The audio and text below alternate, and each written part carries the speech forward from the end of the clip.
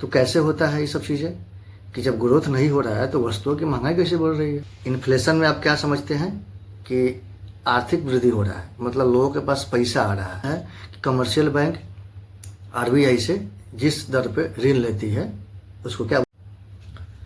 नमस्कार, आदाब, सत श्री अकाल। द क्लासरूम में आप सभी का स्वागत है। मैं हूं रविशंकर कुमार और आप देख रहे हैं PYQ analysis series.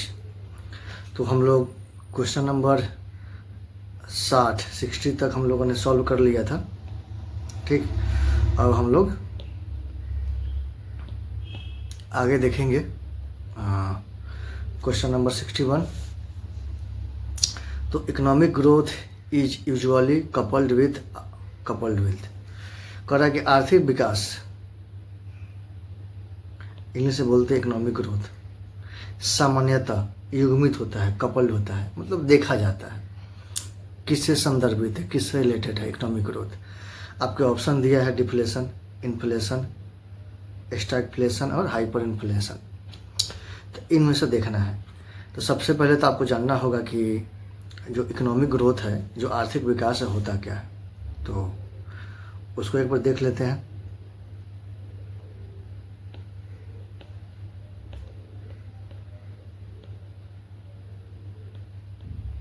Economic growth,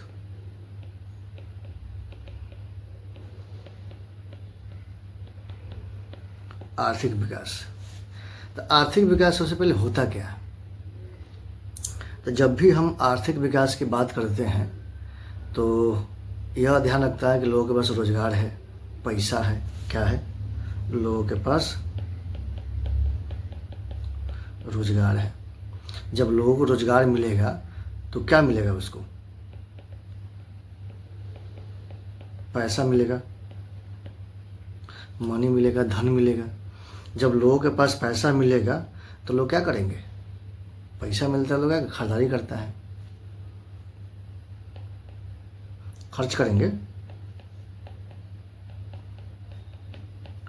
खरीदारी करेगा, खर्च करेगा चीज़ों पे।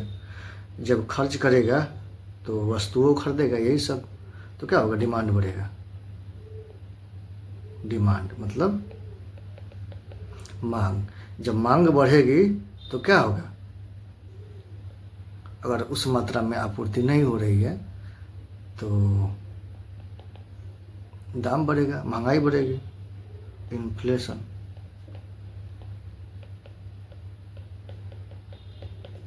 क्या है कि महंगाई बढ़ रही है, मतलब इकोनॉमिक ग्रोथ हो रहा है तो मतलब लोगों के पास पैसा है, परचेजिंग पावर है।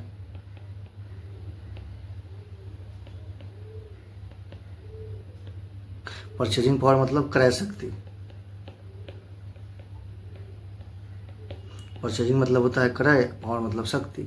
कि मतलब लोगों के पास अब किसी भी चीज़ को खरीदने की शक्ति है। पहले जैसे कि मान लेते हैं कोई आम हो गया,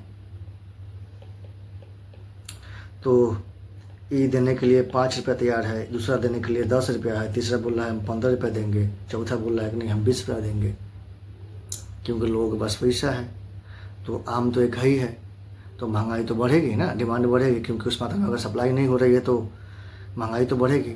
तो वही है, जब भी इकोनॉमिक्स ग्रोथ की बात की जाती है तो यह माना जाता है कि लोगों के पास पैसा है, मतलब लोगों को रोजगार मिल रहा है। रोजगार मिल रहा है तो मतलब अब कहीं काम करेगा तो पैसा मिलेगा। जब लोगों के पास पैसा आता है लोग खर्च भी करता है, और जब खर्च करता है मतलब कि गुड्स एंड सर्विस खरीदता है, चीज़ों करके घूमने जाता है, तो मतलब डिमांड बढ़ती है, मांग बढ़ती है। तो फिर जब मांग बढ़ेगी और उस मात्रा में आपूर्ति नहीं होगी तो क्या होगा? इन्फ्लेशन होगा, मतलब महंगाई बढ़ेगी। तो अक्सर जो इकोनॉमिक ग्रोथ है उससे किससे संबंधित होता है? इन्फ्लेशन से संबंधित होता है। तो ऑप्शन में यहाँ पे देखिए क्या दिया है कि economic growth is usually coupled with, आर्थिक विकास सामान्यतः युग्मित होता है किससे? इन्फ्लेशन से, स्फीति से। स्फीति मतलब महंगाई। किसकी महंगाई? Goods and services. इसके पहले में बताए थे कि महंगाई के बारे में हम बताए थे, तो समझ में आ गया। अच्छा, अब बाकी सब क्या है कि समझना जरूरी है। अब डिफ्लेशन देखते हैं कि होगा क्या, तो आपका आंसर भी हो जाएगा। अब डिफ्लेशन देखते हैं क्या होता है। डिफ्लेशन मतलब क्या होता है? अवस्फीति। क्या है? अवस्फीति। तो डिस्प्लेशन बोल रहा है, सॉरी, डिफ्लेशन, अवस्फीति बोलते हैं। तो इसमें जैसे गुड्स एंड सर्विस की, गुड्स एंड क्या होता है? दाम गिर जाता है। इसमें अवस्फीति में गुड्स एंड सर्विसेज से क्या होता है? दाम में गिर जाता है। और इन्फ्लेशन में क्या होता है?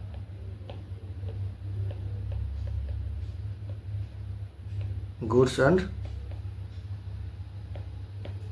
सर्विस का दाम क्या होता है? इंक्रीज हो जाता है। क्योंकि लोगों के पास पैसा है। तो डिफ्लेशन में क्या होगा? उल्टा, जस्ट उल्टा होगा। मतलब लोगों के पास पैसा नहीं है,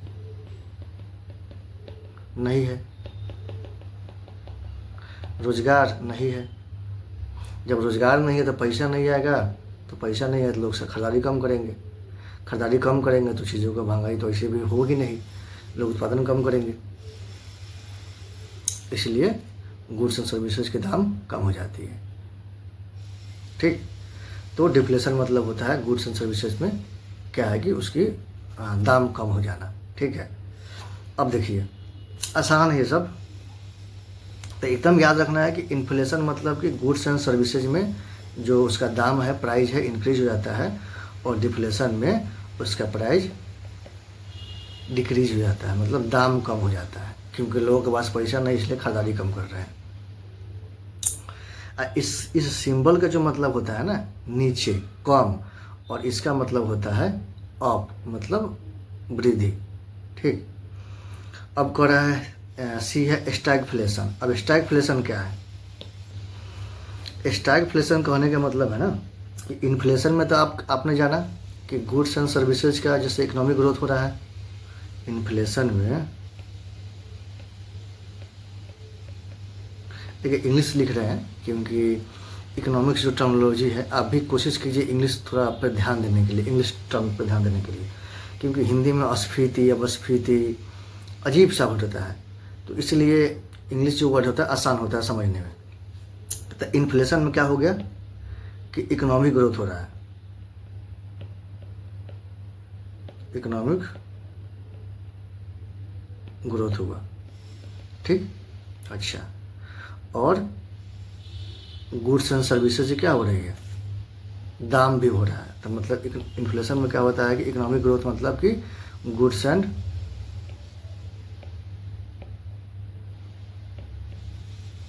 सर्विसेज के दाम भी बढ़ रहा है।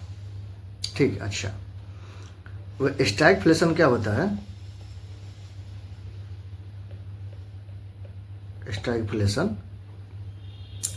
स्टैगफ्लेशन में क्या होता है ना कि जो ग्रोथ होता है ना, ये गिरता है। क्या होता है? डिक्रीज होता है, गिरता है, या एकदम स्थिर रहता है, धीमा होता है। ठीक। गिरता है। और इसमें जो होता है गुड्स एंड सर्विसेज की जो दाम है वह बढ़ जाती है। क्या होता है?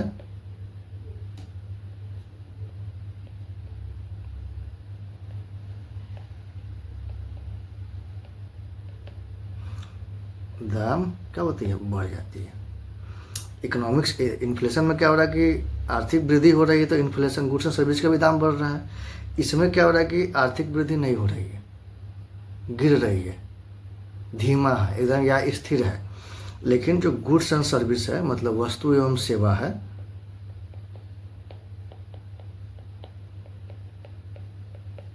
उसका क्या हो रहा है कि दाम बढ़ रहा है। चीज़ों को ध्यान से समझना है। तो कैसे होता है ये सब चीज़ें कि जब ग्रोथ नहीं हो रहा है तो वस्तुओं की महंगाई कैसे बढ़ रही है? कि अभी आपने बताया कि इन्फ्लेशन में कि इकोनॉमिक ग्रोथ होता है तो लोगों के पास पैसा आता है, मतलब लोगों को रोज़गार मिल रहा है, तो परचेजिंग पावर बढ़ रहा है। तो लोग पहले 1000 रुपये में 5 वस्तु खरीदते थे, तो अब 10 वस्तु खरीद रहे हैं, तो मतलब डिमांड बढ़ रही है, इसलिए महंगाई बढ़ रहा है।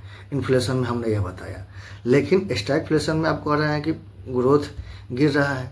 तो जब ग्रोथ गिर रहा है, वृद्धि हो ही नहीं रहा है, तो मतलब लोगों को रोज़गार नहीं मिल रहा है। जब लोगों को रोज़गार नहीं मिलेगा तो पैसा नहीं आएगा, तो फिर वस्तुओं की महंगाई कैसे बढ़ेगी भाई? ये तो पहला का विरोधाभास हो जा रहा है। लेकिन बात तो सही है, समझना है चीज़ों को, यही इकोनॉमिक्स है। ठीक है। कॉन्सेप्चुअल चीज़ें हैं। तो इसमें क्या होता है, सप्लाई शॉक।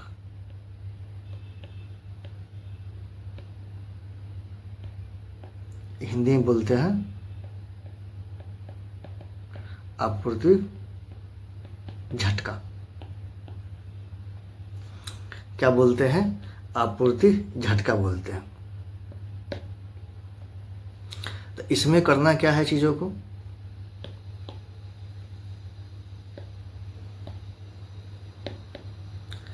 तो सप्लाई शॉक, आपूर्ति झटका। तो जैसे कि मान लेते हैं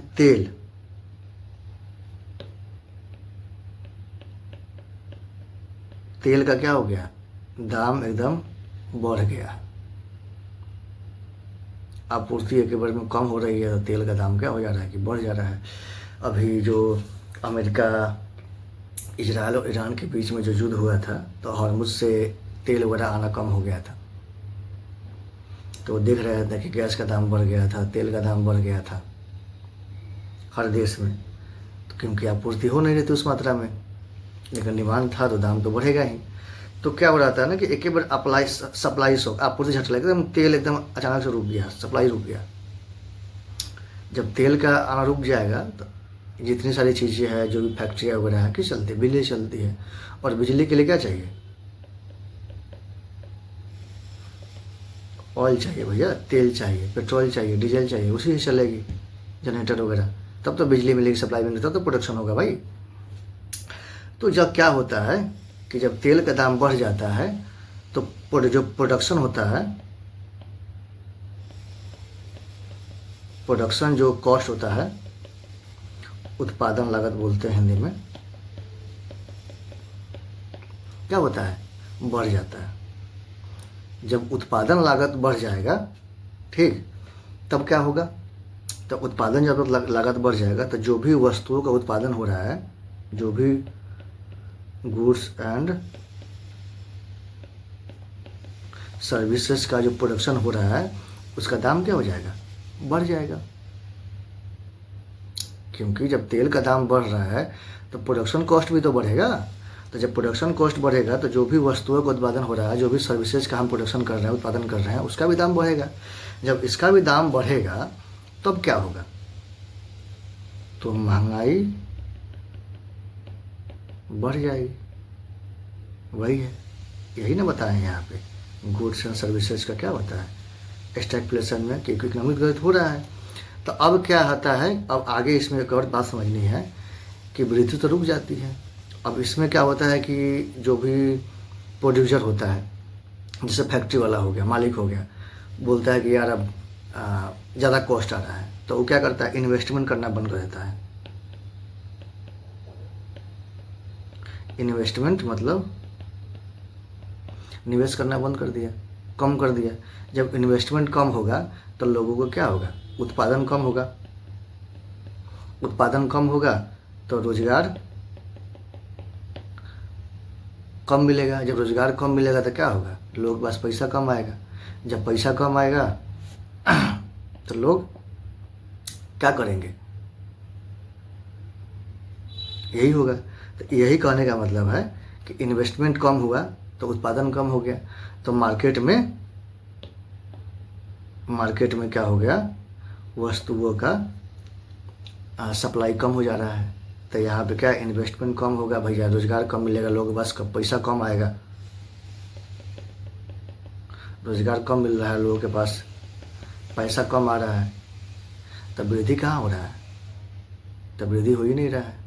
वृद्धि का मतलब है कि लोगों के पास पैसा आना। तो एक बार इन्वेस्टमेंट कम हो गया, उत्पादन कम हो गया, लोगों के पास रोजगार मिलना कम हो गया, रोजगार मिलेगा तो पैसे नहीं आएगा, और वस्तुओं का सप्लाई भी कम हो जा रहा है। तो इसीलिए क्या होता है कि जब इन्वेस्टमेंट कम होता है तो वृद्धि रुक जाती है। इसीलिए इसमें स्टैगफ्लेशन में अजीब तरह की स्थिति होती है, ठीक है। तो एक बार और अच्छे से समझते हैं चीज़ों को। इन्फ्लेशन में आप क्या समझते हैं कि आर्थिक वृद्धि हो रहा है, मतलब लोगों के पास पैसा आ रहा है। जब लोगों के पास पैसा आता है तो गुड्स एंड सर्विसेज की खरीदारी करते हैं, परचेजिंग पावर बढ़ जाता है, ठीक है, तो जब गुड्स एंड परचेज सर्विसेज की खरीदारी करते हैं, वस्तु की खरीदारी करते हैं, तो मांग बढ़ती है, डिमांड बढ़ती है, ठीक है, और उस मात्रा में सप्लाई नहीं होता है तो क्या होती है, महंगाई बढ़ जाती है। अब स्टैगफ्लेशन में क्या होता है ना कि ग्रोथ इसमें नहीं होता है, ग्रोथ गिर जाता है या धीमा रहता है, गिर जाता है या धीमा रहता है या स्थिर रहता है, ठीक। लेकिन वस्तुओं के दाम बढ़ जाती है भाई, क्योंकि अभी हम बताएं कि जब ग्रोथ होगा तो वस्तुओं का दाम क्या हो जाएगा, बढ़ जाएगा। तो अब स्टैगफ्लेशन में क्या हो रहा है कि ग्रोथ हो ही ना रहा है, फिर भी वस्तुओं के दाम बढ़ रहा है। तो कैसे, क्योंकि सप्लाई शॉक, मतलब किसी भी चीज़ की आपूर्ति रुक जाता है तो पूरे सिस्टम पे उसका प्रभाव पड़ता है। तो वही जब ऑयल वगैरह जो है अचानक से रुक गया, अब ऑयल से ही बिजली उत्पादन होगा, फैक्ट्रियाँ चलेगी, तो अब क्या हो गया कि जो प्रोडक्शन कॉस्ट है उस पर क्या हो गया, लागत बढ़ जाएगा भाई, क्योंकि तेल आना बंद हो गया है, हमारे पास तेल कम है तो महंगाई बढ़ रही है, तेल अधिक मात्रा में मतलब तेल का दाम बढ़ गया है तो प्रोडक्शन कॉस्ट पे भी बढ़ जाएगा। जब प्रोडक्शन कॉस्ट बढ़ेगा तो जो भी गुड्स एंड सर्विस उससे क्या हो रहा है कि उसका भी दाम बढ़ जाएगा, मतलब क्या होगा, अब महंगाई बढ़ जा रही है। तो जो भी प्रोड्यूसर है बोलेगा भाई बहुत हमको खर्चा पड़ जा रहा है, इतना इन्वेस्ट हम कर नहीं पाएंगे। तो जब इतना इन्वेस्ट वो कर नहीं पाएगा तो क्या करेगा, इन्वेस्टमेंट करना बंद कर देगा। जब इन्वेस्टमेंट नहीं कर पाएगा तो उत्पादन कम होगा, उत्पादन कम होगा तो रोजगार कम होगा, रोजगार कम होगा तो लोगों के पास पैसा कम पहुँचेगा। तो ऐसे भी क्या हो जाएगा, आपूर्ति मार्केट में कम हो रही है वस्तुओं की तो दाम तो बढ़ेगा ही, ठीक। तो उम्मीद है समझ में आ गया होगा। और अगर चीज़ें समझ में आ रही है तो कमेंट करें कि हाँ सर समझ में आती है, अच्छा लग रहा है, कि अगर नहीं आ रही है तो करें, फिर दोबारा हम बताएंगे, ठीक है। तो यह हो गया। अब डी देखते हैं, हाइपर इन्फ्लेशन क्या होता है। हाइपर इन्फ्लेशन कहने का मतलब होता है ना कि वस्तुओं का इन्फ्लेशन में क्या होता है ना, वस्तुओं का दाम बढ़ता है, धीरे धीरे बढ़ता है वस्तुओं का दाम। और हाइपर इन्फ्लेशन में क्या होता है ना, नहीं बोलते हैं कि हाइपर हो गया है, अरे हमसे झगड़ा झोड़ी हो गया एकदम हाइपर, कुछ कोई नहीं बोलता है कि पापा जी बोल दिए थे या कोई दोस्त बोल दिया एकदम हम हाइपर हो गए थे, हम हाथ उठा देते। हाइपर हो जाता मतलब कि बहुत ज़्यादा टेंशन हो जाना, एकदम उत्तेजित हो जाना। तो हाइपर इन्फ्लेशन मतलब बहुत तेज मात्रा में एक ही बार वस्तु का दाम 50, 60, 100, 150, 300, 600, 1000 ऐसे दाम बढ़ रहा है वस्तुओं का। तो ये क्या है, हाइपर इन्फ्लेशन है। और इन्फ्लेशन में क्या होता है, 50 रुपया, 51 रुपया, 50 पैसा, इस तरह से वस्तुओं के दाम बढ़ती है।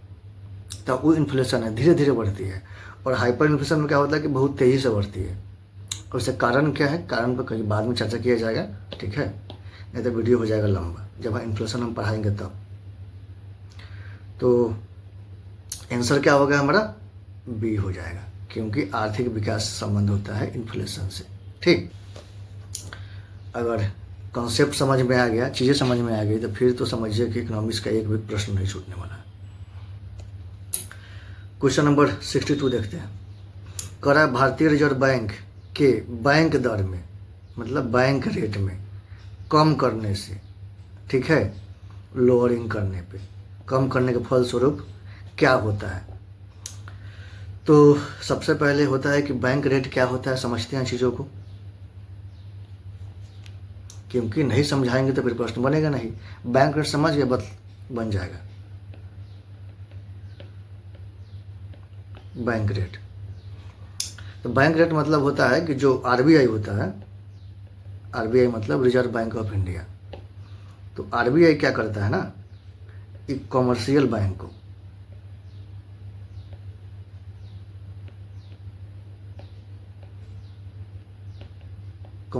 क्या करता है, लोन देता है, मतलब ऋण देता है। तो जब आरबीआई कमर्शियल बैंक को जब पैसा की ज़रूरत पड़ती है तो कहाँ जाता है, आरबीआई के पास जाता है। तो आरबीआई जब कमर्शियल बैंक को ऋण देती है तो कुछ जिस दर पे ऋण देती है उसी को बोलते हैं क्या, बैंक रेट। क्या बोलते हैं, बैंक रेट। ध्यान समझना है कि कमर्शियल बैंक है मतलब वाणिज्यिक बैंक,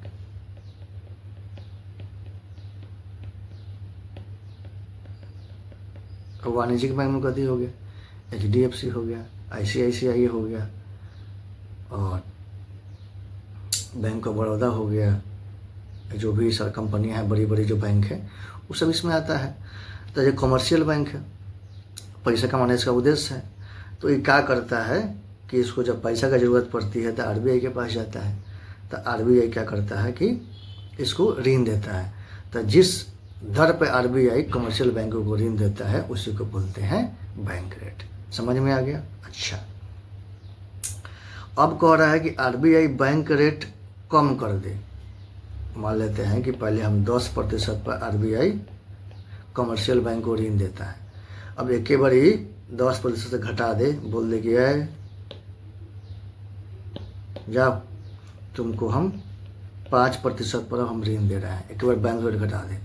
तो कमर्शियल बैंक क्या करेगा, अधिक पैसा उठाएगा। क्या करेगा, अधिक पैसा उठाएगा, मतलब अधिक ऋण लेगा। तो जब बैंकों के पास अधिक ऋण पैसा आएगा तो क्या करेगा, वो उन लोगों को, पब्लिक को कथी करेगा, अधिक ऋण देगा। लोगों को अधिक लोन दे रहा है। जब लोगों को अधिक ऋण देगा तो मार्केट में क्या हो रहा है, तो मार्केट में पैसा आएगा। मार्केट में पैसा आएगा मतलब लोगों के पास पैसा आएगा, तो पैसा आएगा मतलब कि लिक्विडिटी बढ़ जाती है, हिंदी बोलते हैं तरलता।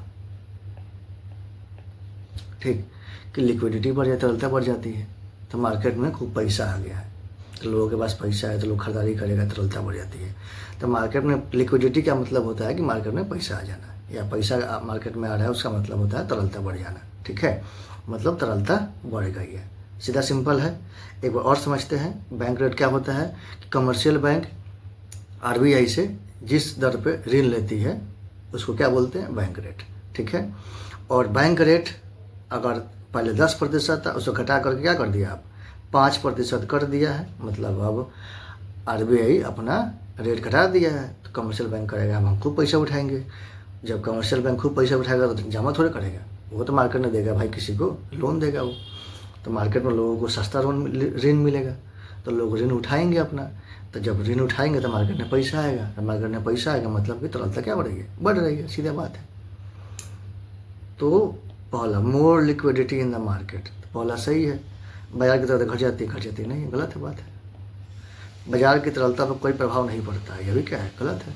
हमारा क्या हो जाएगा, अब वाणिज्यिक बैंक अधिक जमा पूंजी संग्रहित कर लेते हैं, गलत। पैसा जमा करके वो क्या करेगा, अगर हम ही वाणिज्यिक बैंक है, अगर हम पैसा उठा के रख रहे हैं, अब ब्याज भरेंगे बैंक आरबीआई को, तो घाटा तो हम ही को होगा ना, कि उनसे पैसा उठाए हम 5% पे, लोगों को दिए 8% पे, 3% हमको नाफा होगा, तब ना हम ग्रो करेंगे। तब तो हम जो कर्मचारियों को पैसा देंगे भाई, और जमा कर लेंगे तो हमको क्या लाभ होगा, लाभ ही नहीं होगा हमको, इसलिए गलती है। आसान है 62। अब क्वेश्चन नंबर देखते हैं 63। कह रहा है कि आर्थिक क्रियाकलापों के संदर्भ में 19वीं राष्ट्रमंडल खेलों को देखने के लिए विदेशी नागरिक भारत में आगमन अच्छा क्या कहलाता है। ठीक है, in terms of economy the visit of foreign national to the 19 Commonwealth Games, मैंने 19वीं जो कॉमनवेल्थ हुआ था एशिया में, इंडिया में, तो विदेशी नागरिक भारत में आए थे, तो उसका क्या मतलब है, उसका मतलब एक्सपोर्ट है कि इंपोर्ट है कि प्रोडक्शन है कि क्या है, वही हम लोगों को देखना है। तो पहली बात आती है कि एक्सपोर्ट से मतलब क्या समझते हैं, एक्सपोर्ट का मतलब क्या समझते हैं, मतलब निर्यात, समझ रहे हैं। तो निर्यात का मतलब होता है कि हम वस्तुओं का, भारतीय वस्तुओं का विदेशों में क्या करते हैं, बेचते हैं, तो हमको क्या मिलता है, डॉलर मिलता है। जो गुड्स एंड सर्विसेज है,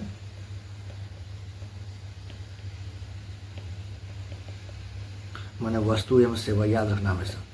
वस्तु मतलब समझ भी करते हैं, और सेवा मतलब समझ रहे, हम बता दिए थे, वीडियो देख लीजिएगा। तो वस्तु एवं सेवा, इसे क्या कर रहे हैं हम लोग, विदेशों में बेच रहे हैं। विदेशों में बेच रहे हैं मतलब कि विदेशियों को बेच रहे हैं। तो हमको क्या मिल रहा है, तो हमको मिल रहा है डॉलर, हमको डॉलर मिल रहा है। तो भारत में क्या आ रहा है, डॉलर आ रहा है। तो पहला तो ई हो गया कि सामान को हम सीधे विदेशों में ले आकर के बेच दें और वहाँ से हमको डॉलर मिल जाए। दूसरा क्या होता है कि अगर विदेशी यहाँ पे आ जाए, फॉरेनर सब, विदेशी अगर यहाँ पे आ जाए, तो वह यहाँ होटल में लेगा, भोजन करेगा, भोजन में खर्चा करेगा, कहीं घूम रहा है वहाँ खर्चा करेगा। तो इतनी चीज़ों पर क्या करेगा, इत्यादि चीज़ों पर वो खर्चा करता है। तो खर्चा करता है मतलब कि डॉलर खर्च करेगा वो। तो इस बहाने भी क्या हो रहा है, हमारा जो भारतीय सामान है क्या कर रहा है, बिक रहा है।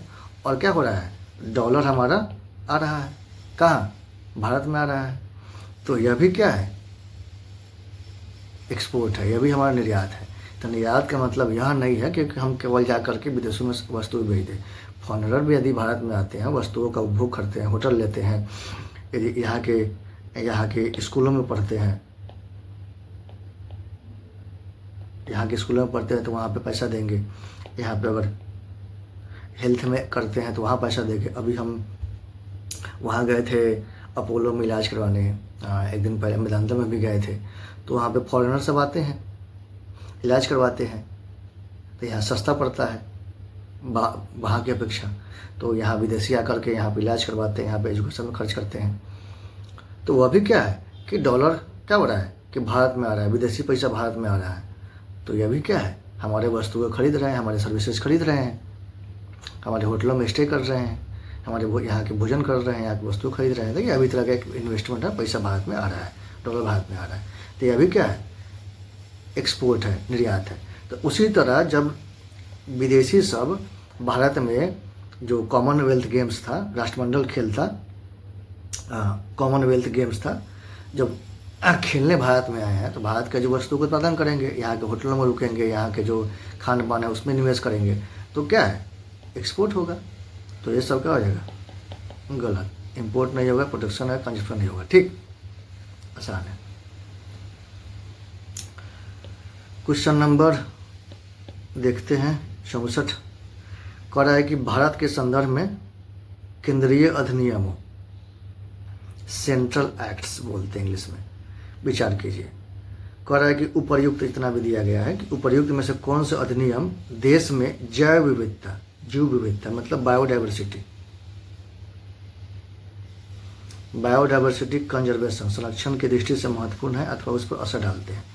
देखिए ये सब एक्ट दिया हुआ है, तो कौन कौन से एक्ट है जो जीव विविधता के संरक्षण की दृष्टि से महत्वपूर्ण है, उस पर असर डालते हो, चाहे डायरेक्ट या इनडायरेक्ट असर डालने का मतलब। ठीक है, किसी को हम फ़ोन करके डायरेक्टली जाकर के बोल दे कि हाँ कल हमारी शादी है आइए, या किसी और के माध्यम से कहवा दे, तो असर डालना हो गया ना किसी भी चीज़ पर लेकर के। या किसी से हमको पैसा लेना हो, ठीक है, तो डायरेक्ट फ़ोन किए कि हाँ भैया पैसा दे दीजिए हमारा, या किसी के माध्यम से कहवा दिए, तो वह भी तो क्या है, इम्पैक्ट डालना, असर डालना होता है। तो किसी भी तरह से डायरेक्ट या इनडायरेक्ट, डायरेक्ट या इनडायरेक्ट मतलब प्रत्यक्ष या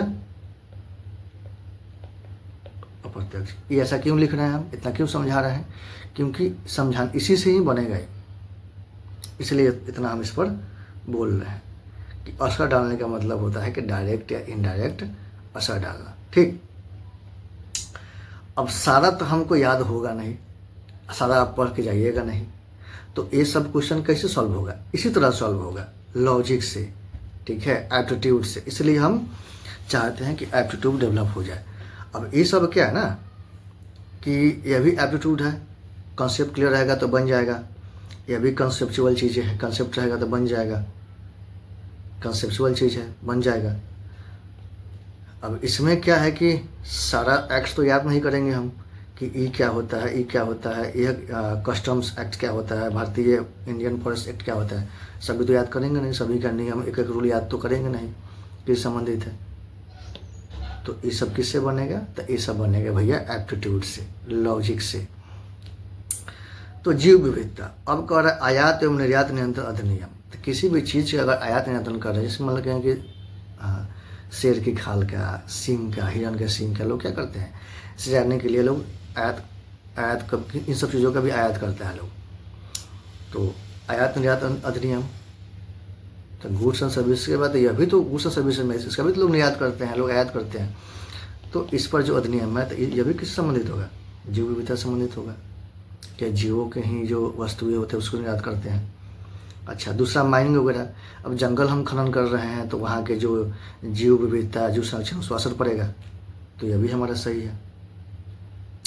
कस्टम एक्ट, जो सीमा शुल्क लगता है वस्तुओं को निर्यात करने पर, आयात करने पर हम, तो यह भी क्या है, अप्रत्यक्ष रूप से संबंधित है। भारतीय वन अधिनियम, वन दिया ही है, मतलब जीव विविधता संबंधित है, यह भी हमारा सही है।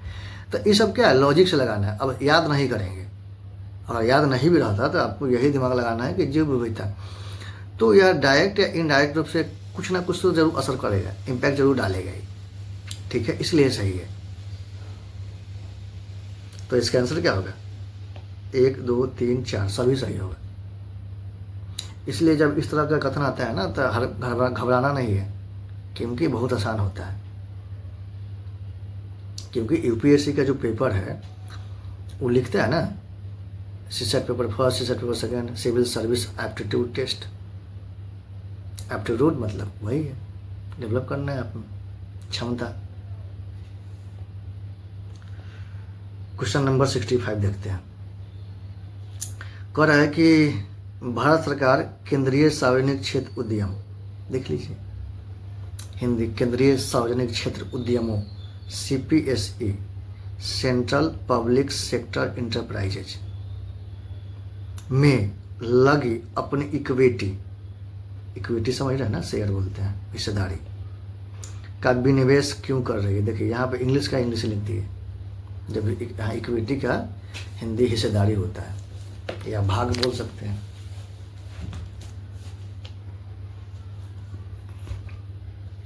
तो इक्विटी का विनिवेश क्यों कर रही है, विनिवेश मतलब क्या होता है,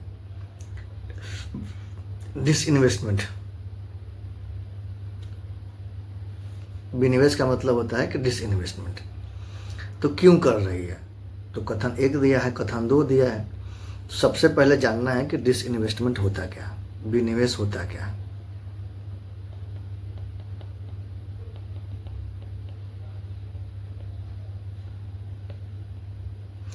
डिसइन्वेस्टमेंट होने का मतलब यह होता है, मतलब विनिवेश बोलते हैं इसको, ठीक, कि सरकार के पास अपनी हिस्सेदारी है। क्या बोल रहा है कि सेंट्रल पब्लिक सेक्टर इंटरप्राइजेज, सरकार का कोई कंपनी है, भारत सरकार बहुत सारा कंपनी चलाती है, ठीक है। तो उसी कंपनी में से सरकार क्या कर रही है कि कुछ अपना निवेश बेच देती है, इन्वेस्टमेंट करती है, डिस इन्वेस्टमेंट करती है। जैसे सरकार की कोई सरकारी कंपनी है जिसको हम लोग क्या बोलते हैं, CPSE बोलते हैं, सेंट्रल पब्लिक सर्विस इंटरप्राइजेज, ये लिखा हुआ है, central public sector enterprises, central public sector enterprises. इसमें क्या होता है कि सरकार अपनी, अगर सरकार का इसमें 100% शेयर है तो सरकार इसमें 20% इक्विटी मतलब शेयर, और इसको भी आसान समझने के लिए हिस्सेदारी बोल सकते हैं,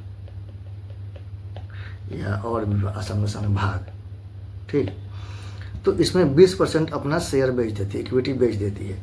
तो कंपनी के पास कितना बच गया, अब 80% बच गया। तो जो 20% इन्वेस्टमेंट करती है, मतलब बेच देती है, इसी को बोलते हैं क्या, डिस इन्वेस्टमेंट।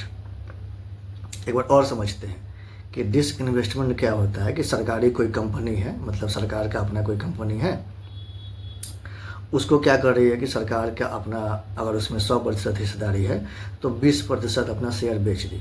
तो जब 20% अपना शेयर बेच दी तो यही कहलाता है हमारा डिसइन्वेस्टमेंट, मतलब विनिवेश कहलाता है हमारा। ठीक है, तो अब ये क्यों बेचती है भैया, तो अब आगे हम कथन पढ़ेंगे, उसके बाद समझाएंगे आपको। ठीक, तो कथन एक देखते हैं क्या कह रहा है कि सरकार अपनी इक्विटी के विनिवेश से मिले राजस्व, अब 20% डिसइन्वेस्ट में क्या बेच दिया अपना, तो उससे जो राजस्व मिला, उससे जो पैसा मिला है का उपयोग मुख्यतः, देखिए इसको हाईलाइट किए हैं, मेनली, इस तरह के वर्ड पर आपको ध्यान देना है, अपने बाह्य ऋण एक्सटर्नल डेब्ट को लौटाने में करना चाहती है। तो जो 20% अपना हिस्सेदारी बेच दी, उससे जो पैसा मिला, वो कह रहा है कि उसका केवल काम क्या करेगी सरकार, जो बाहर से कर्जा ली है, किसी देश से कर्जा ली है, उसी में वह कर देगी। वो ऐसा नहीं है। तो इसमें जो मुख्यता लगा दिया है ना, इसलिए यह कथन गलत हो जाता है। अगर मुख्यता ना रहे, सीधे कहता है कि सरकार अपनी इक्विटी के विनिवेश से मिले राजस्व का उपयोग अपने बाह्य ऋण में कर सकती है। क्या कर सकती है? कर सकती है। अगर शक्ति रहती तो यह कथन सही होता। कह रहा है कि नहीं, मुख्यतः उसी में यूज करती है, नहीं, केवल उसी में यूज नहीं करती है, बल्कि और चीज़ों में भी वह क्या करती है? इन्वेस्टमेंट करती है। जैसे फिजिकल नीड्स हो गया,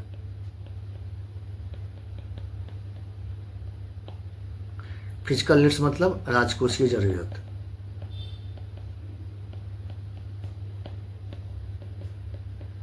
राजकोषीय जरूरत। अब राजकोषीय जरूरत क्या होता है कि मान लेते हैं सरकार को 10 लाख करोड़, हर साल बजट तो पेश होती है फरवरी महीना में, बताए ही थे आपको, देखे होंगे लेक्चर, तो 10 लाख करोड़ जरूरत है सरकार को। अब सरकार को देश चलाना है, एक साल देश चलाना है, तो 10 लाख करोड़ खर्च करना पड़ेगा इसको। अगर मतलब एस्टिमेट बना, अनुमान है कि इतना खर्चा करना हुआ, ठीक है। लेकिन सरकार के पास 8 लाख करोड़ का आय हुआ है, कमाई 8 लाख करोड़ हुआ है, खर्चा करना है 10 लाख करोड़, तो फिर होगा कैसे भैया? तो सरकार क्या करती है कि अपने जो 20% हिस्सेदारी बेची है, उसी से यह 2 लाख करोड़ का भरपाई करेगी और अपना सरकार चलाएगी। जो इन्वेस्टमेंट करना है तो वहाँ खर्चा करना है वहाँ करेगी। दूसरा, पहला तो फिजिकल नीड्स पूरा करती है। दूसरा कि जैसे पब्लिक पर्पज,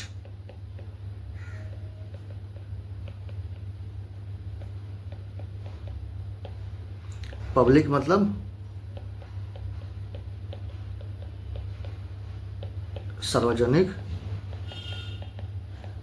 सार्वजनिक उद्देश्य, ठीक है।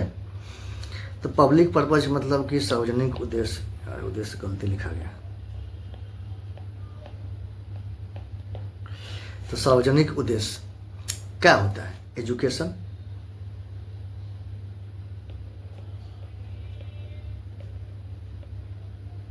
हेल्थ, एजुकेशन हो गया, हेल्थ हो गया, रेलवे हो गया, उसके बाद रोड्स हो गया। तो जितना भी सारी चीज़ें हैं जो पब्लिक पर्पज से, पब्लिक उद्देश्य से कि जैसे पब्लिक को लाभ हो, लोगों को लाभ हो, उस उद्देश्य से जो किया जाता है खर्चा, उसको पब्लिक पर्पज बोलते हैं। तो इसमें भी क्या करती है कि जो पैसा है उसमें, इसमें भी इन्वेस्टमेंट करती है कि रेलवे की लाइन बढ़ाना हो, एजुकेशन में खर्चा करना हो, हेल्थ को और बढ़िया बनाना हो, ठीक है, लोगों को घर देना हो, तो इन सब चीज़ों में जो खर्चा करते हैं उसको बोलते हैं इसी। तो हिस्सेदारी बेच रही है तो इसका मतलब यह नहीं है कि केवल इसी में खर्चा करेगी। हाँ, बाहरी ऋण भी चुका सकती है, लेकिन मेनली कह रहा है कि इसी में वो करेगी, तो इसलिए क्या हो जाएगा, हमारा गलत हो जाएगा। ठीक, कथन कह रहा है कि सरकार अब सीपीएसई के प्रबंधन का नियंत्रण अपने हाथों में नहीं रखना चाहती है, कि सरकार अब सीपीएसई मतलब कि कोई जो कंपनियां ये बेच दी है, ये जो कंपनी बेच दी है, कि इसका बेचने का मतलब यह हुआ, मतलब डिसइन्वेस्टमेंट की है, तो डिसइन्वेस्टमेंट का मतलब यह हुआ कि सरकार अब अपना मैनेजमेंट जो उसका बागडोर है अपने हाथों में नहीं रखना चाहती है। तो ये गलत बात है, नहीं, इसका डिसइन्वेस्टमेंट का मतलब यह नहीं होता है, क्योंकि सरकार कितना शेयर बेची है, 20% शेयर बेची है, पर 80% शेयर क्या है, किसके पास है, सरकार के पास है। तो ज़्यादा शेयर जिसके पास है बागडोर उसी के पास रहेगी। तो ऐसा तो नहीं ना है कि बागडोर भी उसके पास दे दी है, मैनेजमेंट भी बेच देना है, इसका मतलब मैनेजमेंट भी दे देना है। यहाँ पे तो वही कह रहा है ना कि सरकार अब सीपीएसई के प्रबंधन का नियंत्रण अपने हाथों में, कंट्रोल अपने हाथों में।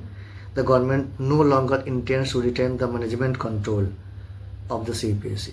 अब वह नहीं रखना चाहती है, तो ऐसा तो नहीं है। जब 100% शेयर बेच देगी तब वो समझा जाएगा कि मैनेजमेंट अब अपने हाथ में नहीं रखना चाहती है। और एक और बात, जब 100% वह शेयर बेच देती है, 100% जब इक्विटी जब वह बेच देती है, तो इसको बोलते हैं स्ट्रैटेजिक डिसइन्वेस्टमेंट।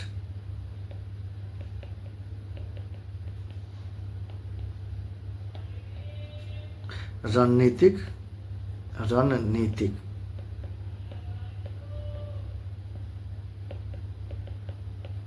विनिवेश, ठीक। जब 100% शेयर सरकार अपने बेच दे तो इसको बोलते हैं स्ट्रैटेजिक डिसइन्वेस्टमेंट, मतलब रणनीतिक विनिवेश बोलते हैं। अब वो अपना कंट्रोल भी, अपना मैनेजमेंट कंट्रोल भी वह दे देती है। तो उम्मीद है समझ में आया होगा। अगर समझ में आ रही है तो अच्छी बात है, तो कमेंट कीजिए कि सर समझ में आ रहा है, अच्छा लग रहा है पढ़ने में, तो हमको भी थोड़ा मोटिवेशन मिलेगा, तो हम भी और बढ़ चढ़ के क्लास लेंगे। और दूसरी बात थोड़ा कि मेरा स्टैंड क्या हो गया कि वह किसी मतलब ख़राब हो गया है, तो नया स्टैंड आ रहा है 22 अगस्त को, डिलीवरी बता रहा है सैटरडे को आ जाएगा। तो जो PYQ रिलेटेड टॉपिक्स है वो भी अब क्या हो जाएगा, आना शुरू हो जाएगा। तो अब हम और चीज़ों को बढ़िया से, जैसे कि जितना भी टॉपिक्स है उसको धीरे धीरे हम पढ़ाना शुरू करने वाले हैं, और मतलब तेज़ी से। तो आपको BPSC में भी काम आएगा वो टॉपिक्स, जो भी हम टॉपिक्स पढ़ाएंगे तो आपका BPSC या जो TRE4 एग्ज़ाम आने वाला है उसमें भी काम आएगा। BPSC का 72 का जो 25 अक्टूबर का डेट है उसमें भी काम आएगा।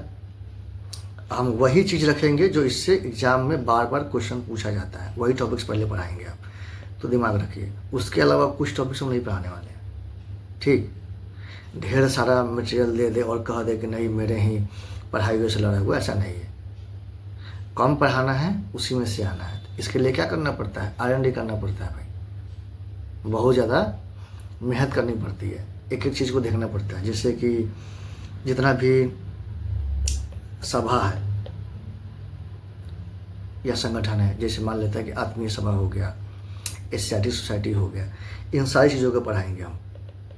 उसके बाद जितना भी दिवस वगैरह हो गया, तो जो जो महत्वपूर्ण दिवस है, अब किसी कोचिंग में देखिएगा पूरा दिवस से पढ़ा दिया, कितना याद करेगा भाई।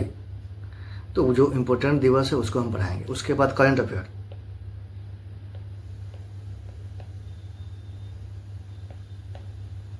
करंट अफेयर्स का जो भी टॉपिक्स वगैरह है, सारे टॉपिक्स को हम एक एक डिस्कस करेंगे। मुकेश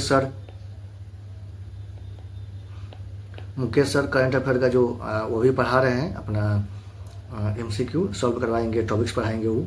और हम भी करंट अफेयर का कुछ पार्ट जो है जिससे एग्ज़ाम में बार बार प्रश्न पूछा जाता है वो हम करवाने वाले हैं। तो बने रहिए और देखते रहिए द क्लासरूम।